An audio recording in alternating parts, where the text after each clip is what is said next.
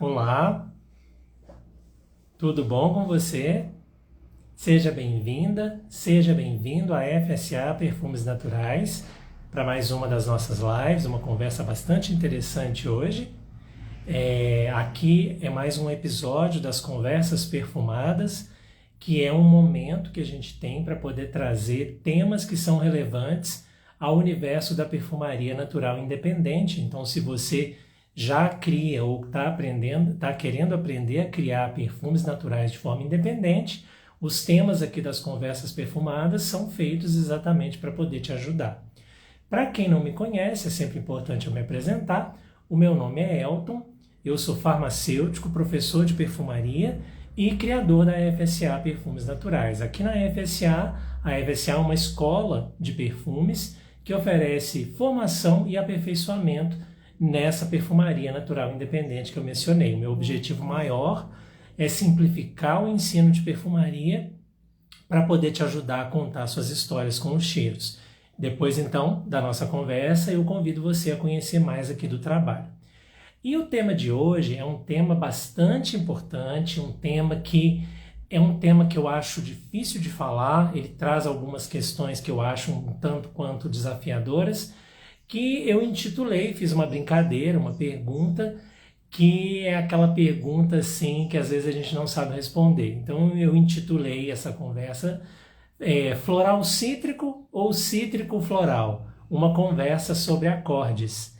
E uma das questões que a gente vai, na verdade, a grande questão que eu quero trazer, do porquê que eu acho que é um tema difícil de falar, por causa do aspecto que, na minha opinião, é um dos aspectos que tornam a perfumaria tão maravilhosa e, ao mesmo tempo, é um dos aspectos mais desafiadores da perfumaria, que é a subjetividade.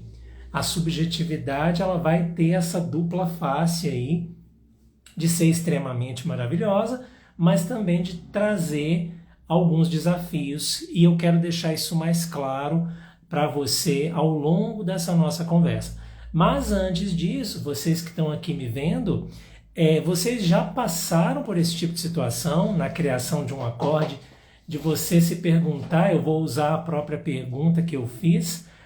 Eu misturei, por exemplo, vamos lá, rosa com bergamota, que eu estou falando de uma nota floral e uma nota cítrica, e aí vem aquela coisa, se alguém te pergunta, esse acorde é um floral cítrico ou é um cítrico floral? Como que a gente responde isso? Aí a minha intenção é trazer um pouco mais de luz, caso você já tenha passado por uma situação assim. Eu acredito que já a maioria de nós, praticamente todo mundo que cria perfume, já passou por isso em algum momento, e se não passou, vai passar. É exatamente uma das razões de eu ter trazido essa conversa para essa tarde de hoje. E aí, então, se vocês já viveram isso, se alguém aqui que está me vendo já viveu isso e quiser comentar aqui, eu vou adorar saber. Eu passo e já passei várias vezes por esse dilema, até onde que é uma coisa e até onde e quando que começa a outra. É um desafio que a gente tem. Para poder deixar esse tema mais claro para você, eu separei alguns tópicos que eu já deixei aqui do meu lado para eu poder seguir. E o primeiro desses tópicos, eu quero falar dos tipos de nota, a classificação de notas.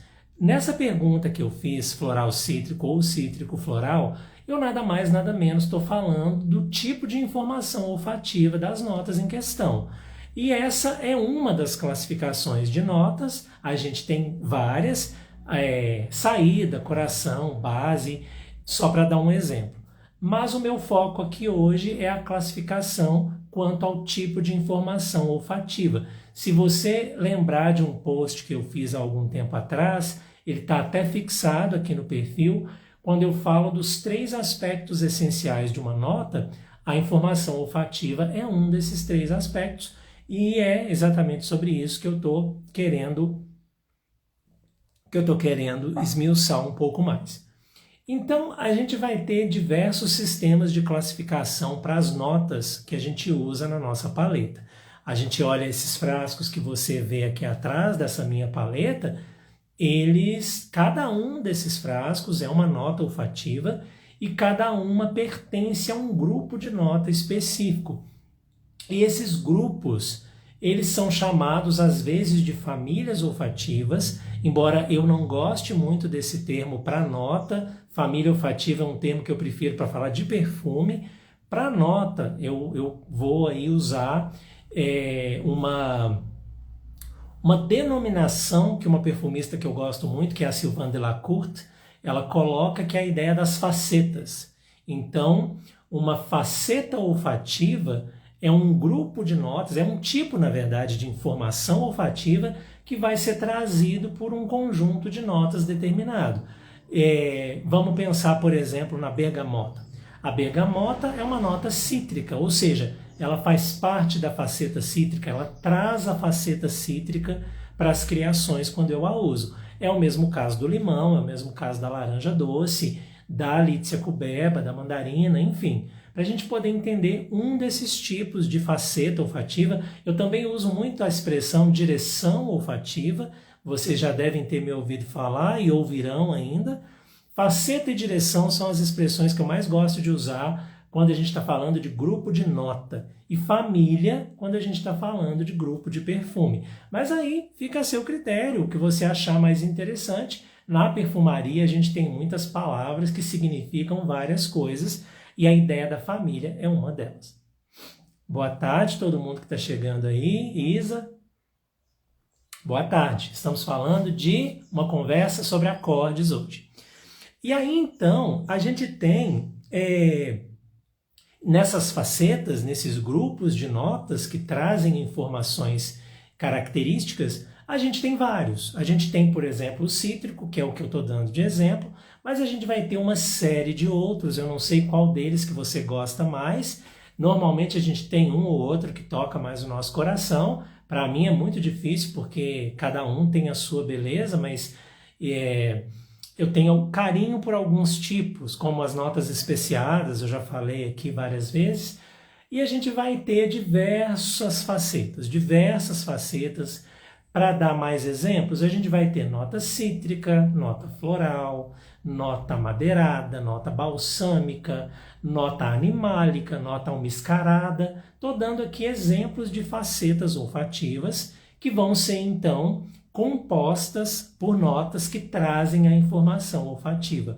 Por que eu estou falando disso? Porque o nosso foco é exatamente esse dilema de entender a informação olfativa de um acorde quando a gente cria esse acorde. E o meu foco aqui hoje é acorde, tá bom, gente? Eu não vou chegar até o ponto do perfume, porque isso exigiria uma outra conversa com mais tempo. Então a gente vai focar no acorde, que vai ser o grande bloco construtor ali da pirâmide do perfume, e a gente precisa entender ele bem primeiro para depois ir para aspectos mais complexos. E por isso mesmo eu quero resgatar com vocês aqui o conceito do que é um acorde. Aliás, se vocês tiverem aí um grupo de notas que vocês gostem mais, pode comentar aqui que eu adoro saber, tá bom? Um dos que eu gosto muito são as notas especiadas, um outro que eu tenho um amor enorme são as notas aldeídicas. Adoro. Mas, como eu disse, cada uma tem a sua beleza. E a gente, quando cria, por mais que a gente tenha ali um grupo que o nosso coração balance mais, é muito prudente e muito importante que a gente saiba apreciar a beleza de cada um. Seguindo, então, a nossa proposta, o que é um acorde? O que é um acorde de perfumaria? Eu sei que a expressão ela vem da música também, e tal qual na música, o acorde vai ser uma combinação de duas ou mais notas, mas não é qualquer combinação. É uma combinação que tem alguns pré-requisitos para ser chamado de acorde. E uma das coisas mais importantes é esse acorde ser uma combinação que tem um cheiro equilibrado, um cheiro harmonioso. Eu gosto muito da palavra equilibrado, porque muitas vezes eu vejo as pessoas ficam inseguras de estar criando um acorde por causa da palavra harmônico. Porque a própria palavra harmônico, ela é um pouco subjetiva. Será que o que é harmônico para mim é harmônico para você? Por isso que eu gosto muito da palavra equilibrado, porque o equilibrado, a meu ver, você tem ali, é equilibrado para você. Então esse acorde, uma das características mais importantes é ele estar equilibrado, ele ser prazeroso, ser um cheiro gostoso de sentir e estar coerente com o que você quer criar. São três aspectos fundamentais: equilíbrio, prazer, aroma agradável e coerência com o que você está criando. Seja aí, a gente está pensando primeiro no acorde, então quando você tem um objetivo específico de criar, você precisa ter ele muito claro mesmo para que a coerência seja observada na hora que você estiver criando. Mas o nosso foco principal é o cheiro do acorde, no sentido de entender como que é esse cheiro em termos objetivos. E aí eu vou pegar sempre o meu exemplo. Eu misturo um jasmim com uma laranja doce. Quando que esse acorde deixa de ser floral cítrico para começar a ser cítrico floral? Essa é uma dúvida que muita gente tem, e agora já vamos nos aprofundando nisso. O que confunde, né?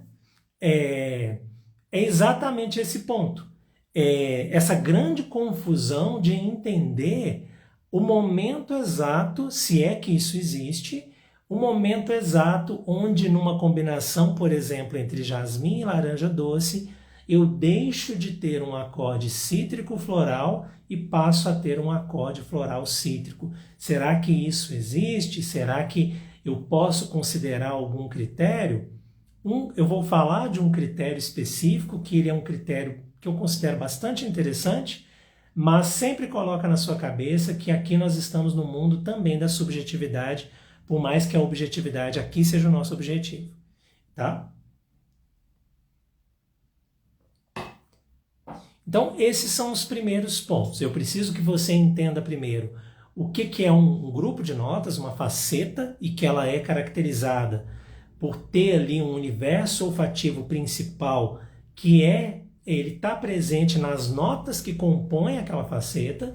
Depois, então, para a gente entender o que um acorde, enquanto combinação de notas, ele vai ter alguns critérios para ele ser chamado de acorde. Os três que são fundamentais é o equilíbrio, o aroma agradável e essa ideia da coerência com o que eu estou criando. Agradável para você que está criando, equilibrado para você que está criando e coerente com o que você está criando. É muito importante a gente sempre lembrar que a referência é sempre a gente que cria. Então, sigamos. Por que vocês acham que é importante falar desse assunto? Por que falar desse assunto de cítrico floral, floral cítrico, essa coisa da dominância olfativa? Vocês têm alguma ideia do porquê que isso é importante de ser falado? Pode parecer óbvio, mas às vezes não é tão óbvio não, tá?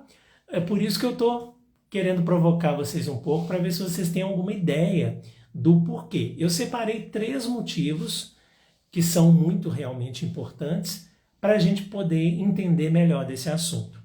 Na vida de quem cria, esse assunto vai fazer parte de todo momento que você estiver criando, tanto o acorde quanto o perfume, mas a gente tem então aí alguns pontos que são fundamentais. Se vocês tiverem alguma hipótese, eu deixo vocês colocarem aí, eu leio na hora que chegar. A primeira dessas razões é o direcionamento criativo. Quando você, vamos pegar um outro exemplo então, eu vou criar um acorde que é amadeirado balsâmico. Eu tenho essa premissa básica de criação. Se eu já tenho essa premissa antes de criar, se eu vou criar um acorde que ele tem um lado balsâmico extremamente carregado e o amadeirado quase que some, obviamente eu já estou fugindo da minha proposta. Por isso, entender essa ideia da dominância olfativa, eu sei que essa é a mais óbvia, eu sei, mas precisa ser falado. A primeira ideia, então, é direcionamento criativo. Quando eu tenho isso claro, eu consigo direcionar melhor a minha criação de acordes. O acorde que você está criando, ele tem a ideia da dominância? Você, a priori, já vai definir isso ou não? Ou você vai fazer um estudo exploratório para depois definir? Eu estou passando por um caso que eu estou com um projeto de perfume que um dos acordes, a princípio vai ter 3 notas, mas eu já decidi 2, e as 2 são igualmente importantes, e eu não sei exatamente ainda qual que eu vou deixar prevalecer dentro da proposta. Uma delas eu vou deixar prevalecer, e a gente vai ver que isso tem muitos fatores para poder entender como que esse resultado final vai chegar, mas é um momento, é um dilema que eu estou passando agora. A dominância olfativa ainda não foi definida porque ela não está clara para mim. Talvez então eu precise fazer um estudo exploratório. Mas o primeiro momento então é o direcionamento criativo. O segundo momento criativo, ele é muito importante quando você, por exemplo, está tentando entender um perfume. Quando você vai na Fragrântica, por exemplo, e você lê lá que o tal perfume, os 2 acordes mais presentes nesse perfume é um acorde cítrico e um acorde floral.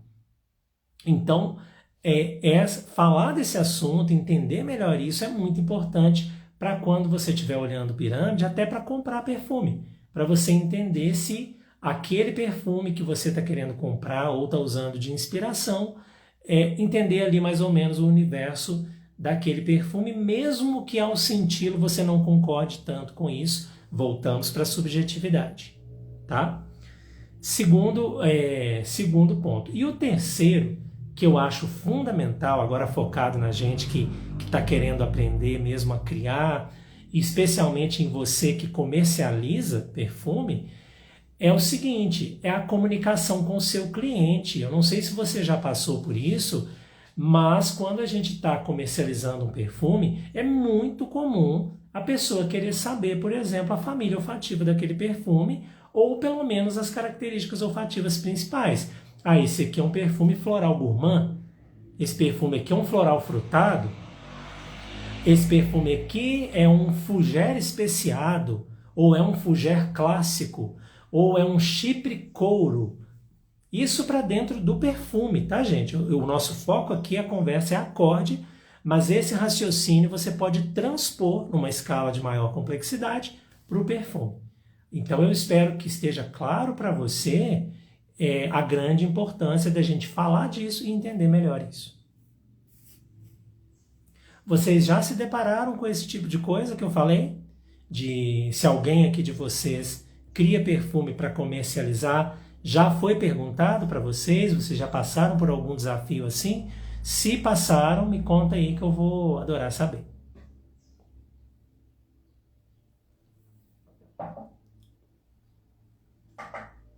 Tá bom?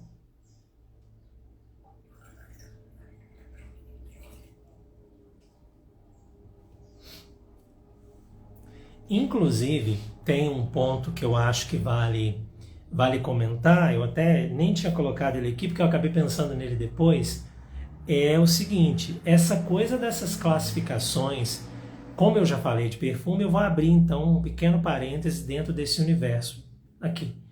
Tem gente que vai dizer, não sei o que você pensa, que essa ideia das classificações, por exemplo, os perfumes classificados naquelas 7 famílias que eu até mencionei já para você, isso é um pouco restritivo quando eu me embrenho nos caminhos da criação. Por outro lado, pode ser muito restritivo ou pode ser um guia. Aí eu não sei o que você acha. É uma restrição ou é um encaminhamento? Eu acho que é as duas coisas. Eu acho que sim, você pode se valer muito bem da ideia das estruturas das famílias olfativas para guiar um projeto, por exemplo, que você queira fazer e já a priori você define isso. É um guia extremamente poderoso e útil. Porém, você às vezes, é muito comum a gente às vezes fazer uma seleção de notas para um perfume e nem tá aí, nem se preocupar com a ideia de colocar ele numa família. E aí um grande erro que você pode cometer nesse caso é sacrificar aquela escolha autêntica que você tinha feito no início para poder encaixar aquele perfume numa família. Aí não é legal mesmo não. É mais interessante depois você analisar o cheiro do perfume como um todo para poder colocar ele em alguma classificação, seja ela qual for, mesmo que seja fora das grandes famílias. Mas eu acho que os dois caminhos são importantes. Tem um lado restritivo, a ideia das famílias no caso de perfume, mas ela também é um guia poderoso. Então, você precisa balizar quando que você vai usar como guia e quando você vai ir além dessas classificações. O Tiago está colocando um ponto aqui muito interessante, que é isso que eu estava falando, é um desafio e é maior ainda quando a venda é online, com certeza. Isso, no ponto da venda online, esse assunto fica mais importante ainda, porque você precisa dar para essa pessoa pelo menos uma ideia daquele cheiro. E a gente ainda não tem, mas em breve eu imagino que isso vai ser até resolvido, assim esperamos. A gente não tem ainda os nossos aparelhos gerando cheiro. Então ainda a gente tem que se valer dessa descrição e entendendo a ideia da subjetividade. E aqui também é uma provocação até para a gente que compra. A gente precisa entender as limitações da nossa linguagem. A gente esperar que o cheiro daquele perfume vai ser exatamente o que a gente imaginou a partir da descrição que está no site é muito ingênuo. A gente precisa entender a dinâmica da subjetividade, principalmente dentro do olfato e da perfumaria.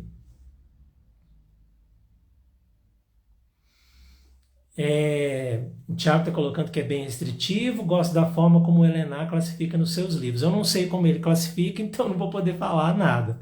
Mas eu imagino que, se tratando do Helena, com certeza é uma proposta bastante interessante. Vou procurar depois um pouco melhor, tá? Eu gosto muito da Sylvain Delacourt, do que ela traz, mas é como eu disse, eu penso da mesma forma, independente do lugar que a gente usa, Sociedade Francesa, o Helena, a Sylvane ou qualquer outro sistema, a gente precisa entender que aquilo ali é sim um guia extremamente útil e quando necessário a gente usa isso e quando a gente quiser transpor isso, a gente também transpõe.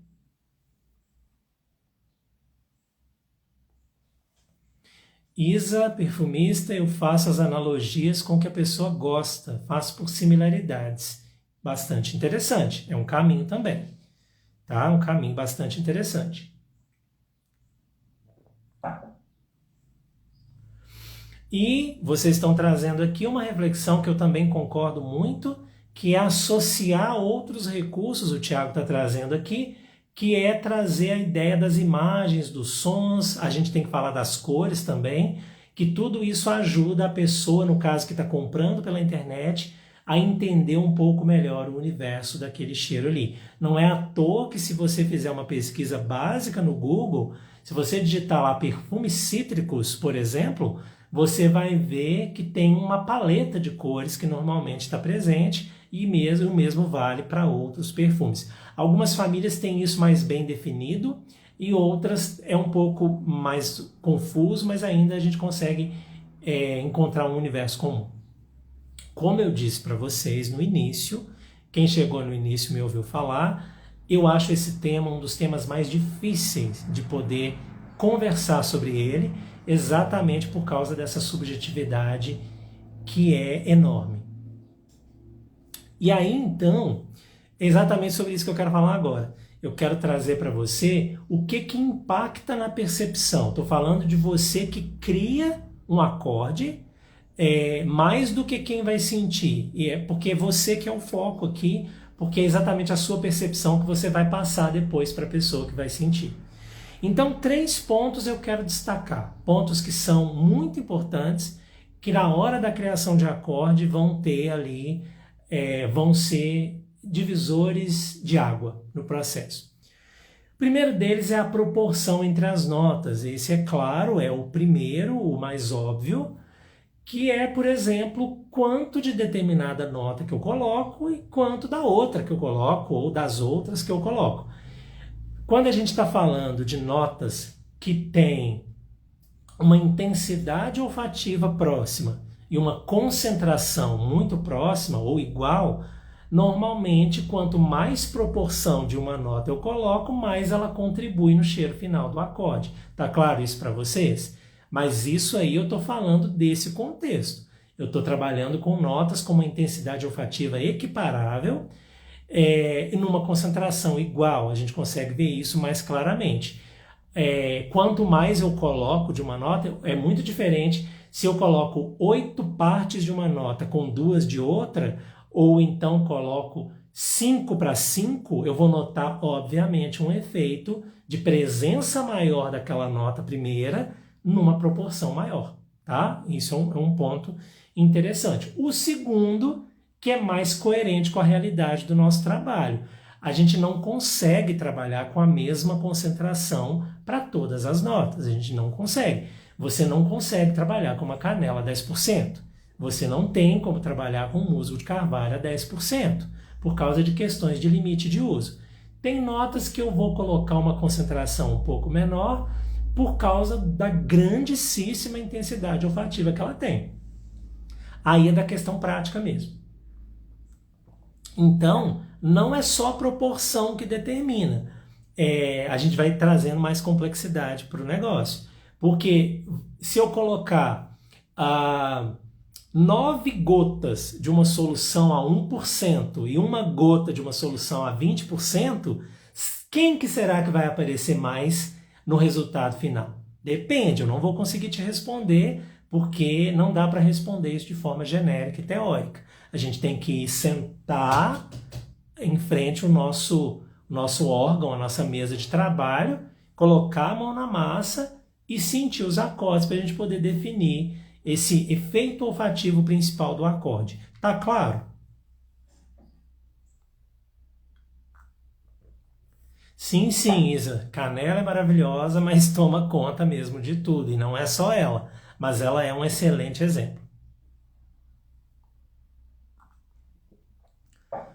Então, o que vai impactar na hora que você está lá sentindo o seu acorde?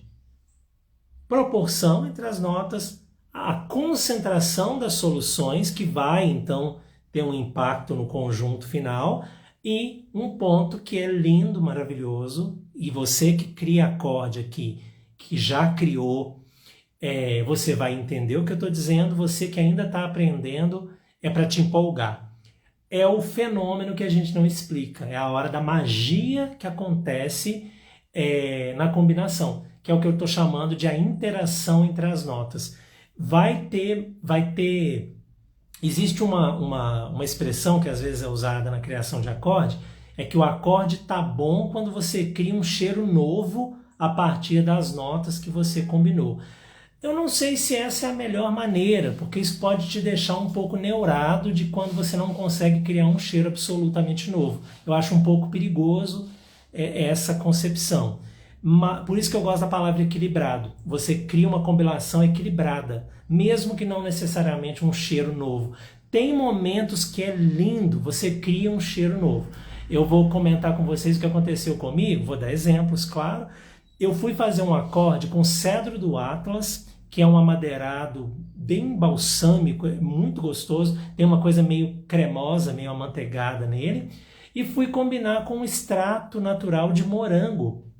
Estava querendo brincar ali com essas duas notas, e quando eu vou cheirar o acorde, não é que me surge um cheiro de recheio de bolo de morango, sabe? Não era nem o cheiro do morango, obviamente o cheiro do morango estava presente, claro, não era nem o cheiro do cedro do Atlas, era um cheiro de recheio de bolo de morango, tá?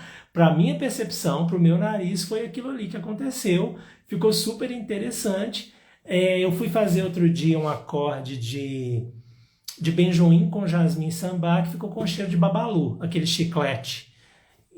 Então, esse fenômeno, o fenômeno da interação das notas quando elas estão juntas, é uma outra coisa que vai impactar no seu nariz na hora que você estiver avaliando e que vai ser determinante mesmo no que você vai considerar como o cheiro dominante daquele acorde. Se vocês já tiveram alguma dessas experiências mirabolantemente mágicas de combinação, contem para mim. Isso vive acontecendo, de você às vezes estar combinando as notas e surge uma coisa ali totalmente inesperada, belíssima, que você nem esperava. Às vezes com uma nota... Eu fui combinar eucalipto glóbulos com jasmim real, o negócio ficou tão interessante, sabe? E eu nunca imaginava que ia ficar daquele jeito.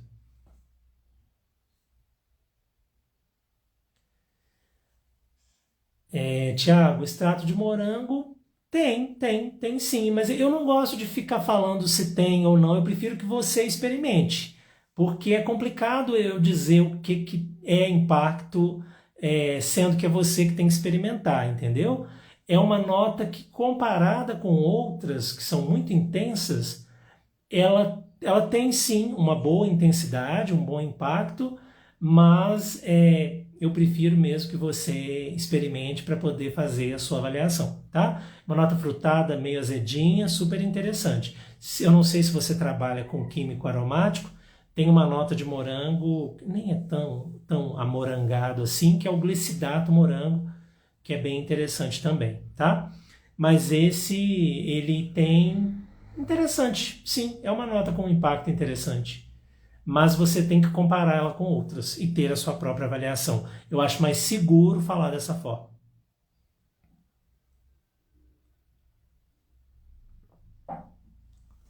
Combinado?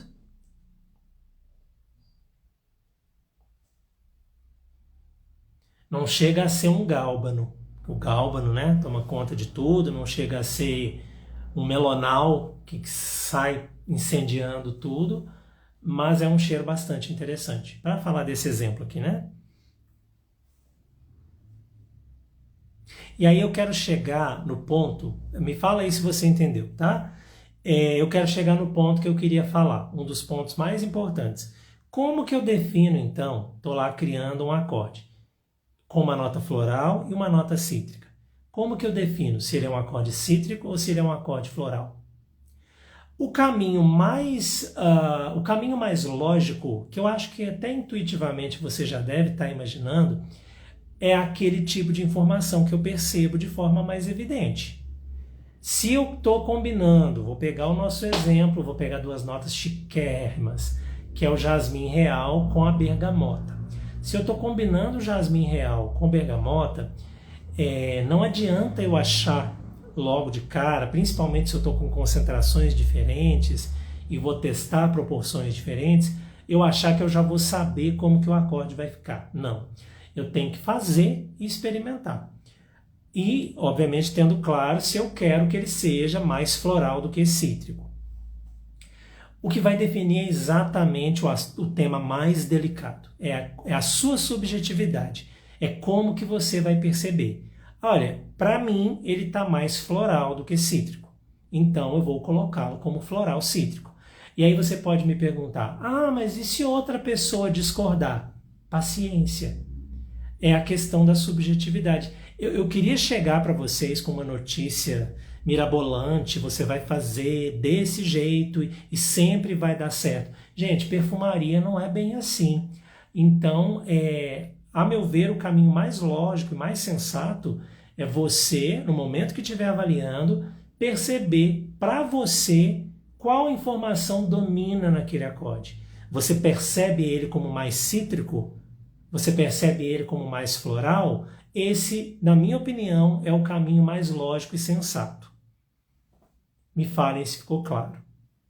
Porque existe uma outra maneira que ela tem aquele desafio de ser um pouco mais padronizada, mais engessada, que é, por exemplo, você pensar numa hierarquia em termos de famílias olfativas de perfume e facetas olfativas de notas. Eu quero dizer o seguinte, vamos pegar o exemplo clássico que é o floral. A gente tem, por exemplo, nas famílias de perfume, uma das famílias é a floral. A gente tem outras 6. No caso do floral, a gente tem um tipo de informação que é, ao mesmo tempo, uma família. A gente tem a família de perfumes florais e a gente tem a família de notas florais. É diferente do fougère. Fougère, a gente tem a família de perfumes fougère, mas a gente não tem a família de notas fougère. Não existe isso. O fougère é criado por uma combinação de notas, né? Lavanda, cumarina e outras. Entendeu a diferença? Uma coisa que você pode pensar é sempre que você tiver em trabalho com um tipo de informação que também é família, você sempre colocá-la como primeiro. Por exemplo, mesmo que o cheiro do cítrico, vou sempre pegar o nosso exemplo, o cheiro do cítrico seja mais intenso do que o floral, como o floral também é uma família, você hierarquiza. Você sempre coloca floral cítrico. É um caminho que você pode seguir partindo dessa premissa de que tudo que tem o que é família também, eu hierarquizo como prioridade dentro disso. Aí você vai, obviamente, pode me perguntar, Elton, mas e o que não está categorizado como família? Aí você volta para a nossa lógica inicial de colocar o que você considera a informação mais dominante, mas com um pouco de bom senso no seguinte sentido. Imagina que você vai criar um acorde que ele tem uma nota floral, uma nota cítrica, uma nota especiada e uma nota gourmand. Aí você vai e descreve para mim, o acorde é floral, cítrico, especiado, gourmand. Aí não, né? Aí você está exagerando nessa classificação e vai até confundir as pessoas. Você vai fazer a combinação, avaliar o efeito principal, definir pelo menos as duas informações que você considera mais presentes e é isso que você vai colocar como nomenclatura. Está claro?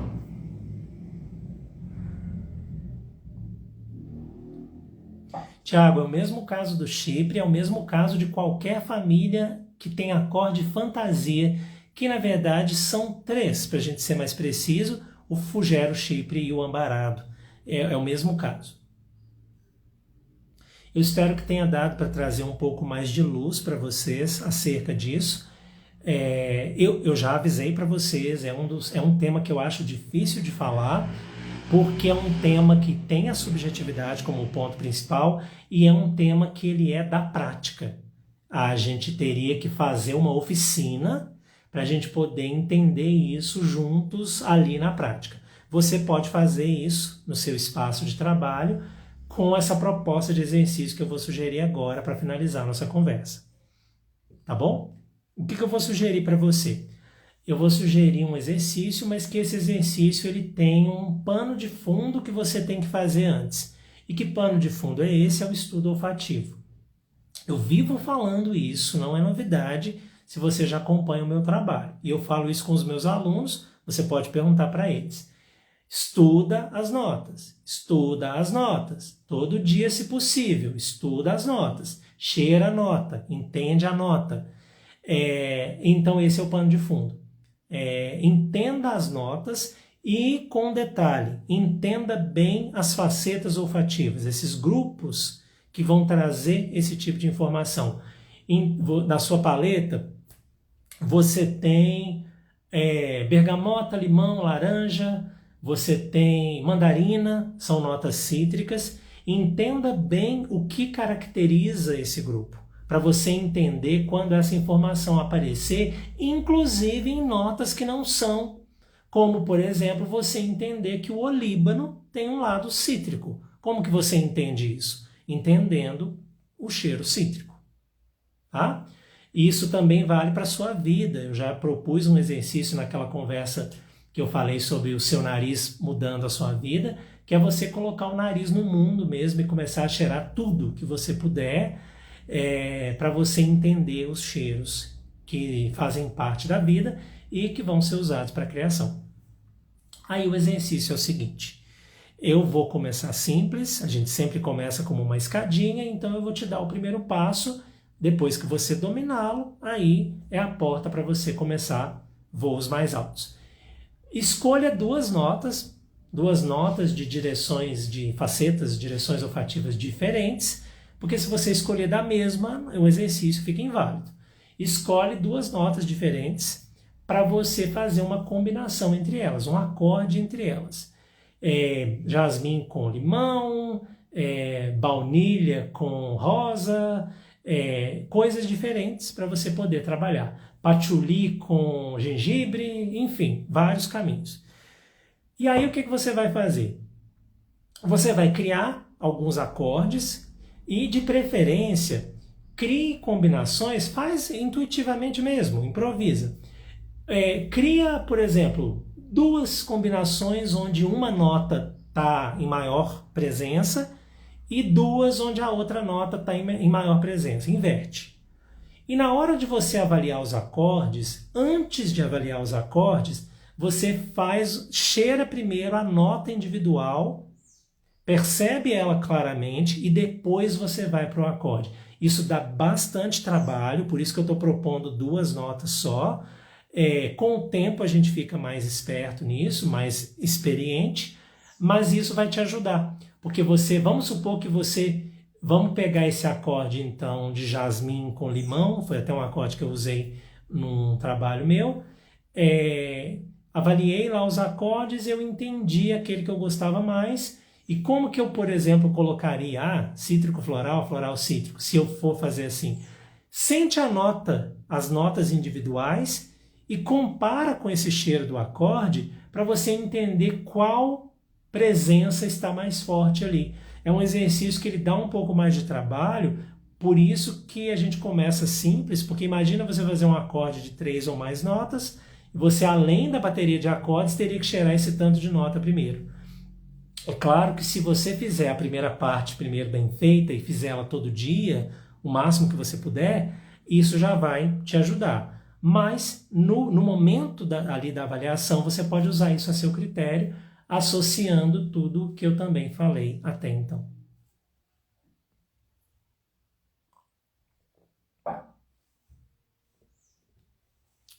Combinado? Então era isso que eu tinha para trazer para você hoje aqui. Se você tiver aqui algum comentário, agora é o momento de você fazer. Lembrando, então, para quem chegou depois, que eu falei um pouco dos tipos de notas, depois eu falei do acorde conceitualmente e depois a gente entendeu, né, as confusões que são feitas nesse caminho de criação, mas eu também falei por que é importante a gente falar desse assunto e ele é muito importante na comunicação de quem cria. Depois, então, você entendeu a dinâmica da subjetividade na percepção e agora, no final, eu trouxe para você uma proposta de exercício, inclusive, para você colocar em prática.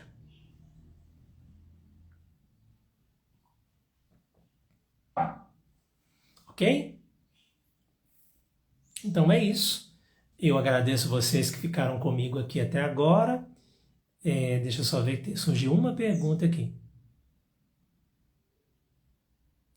Isa Perfumista, gostaria de saber se esse acorde com jasmim e limão posso fazer com tintura de limão. Faz com o que você quiser, meu bem. Contanto que você respeite, né, os limites de segurança, não vejo problema nenhum, tá? Aí é com você. As notas que você escolhe para o seu acorde é uma liberdade que você tem, tá? Certíssimo? Agradeço então vocês que ficaram aqui comigo, só repetindo, agradeço você que está assistindo depois, eu sei que tem pessoas que assistem depois, e desejo para você um ótimo final de semana. Se você quiser saber mais sobre formação, sobre aprendizado de perfumaria, dá uma olhada aqui no perfil que tem muita coisa boa. O que mais que eu ia falar? É isso, e aí eu vejo vocês na nossa próxima conversa com outros temas bem bacanas que estão chegando por aí, tá bom? Pensem nisso tudo que eu falei, coloquem em prática, porque vai ajudar muito. A ideia aqui é isso, trazer um pouco mais de clareza sobre esse mundo tão subjetivo que é essa coisa da categorização dos acordes, tá bom? Ficamos por aqui, então. Uma ótima tarde, um ótimo fim de semana para vocês. A bientôt!